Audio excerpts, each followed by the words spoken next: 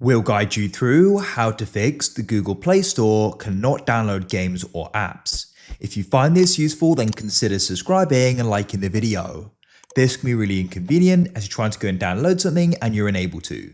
So hopefully with the help of this video, we're going to go and resolve this. Make sure this full guide is covering different things you can try doing. So without any further ado, let's go and get started. First of all, do just ensure that the internet connection is working on your device. So you can go and check it by opening up Chrome and using that there. If it isn't, then you need to go and check your router or get in touch with your ISP.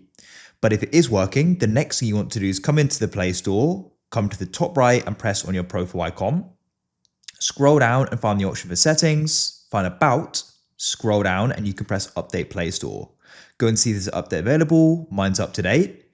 If there wasn't an update available, see if it solved it. If there wasn't one or there was one and it still isn't working, the next thing we're going to do is come out of here, swipe up, and you need to go and find settings. You can always search for settings at the top. Wait for this to load. I'm already in some settings. Let me just come back to the main menu. Scroll down and find the option for general management. As you can see here it is, go and tap there. Find date and time. Make sure it's set automatically. After you've gone and done that, you can return to the Play Store and go and see if it will now go and download. If it still isn't, the next thing we're going to do is come and return to settings. Scroll down and we need to find the option for apps. As you can see here it is.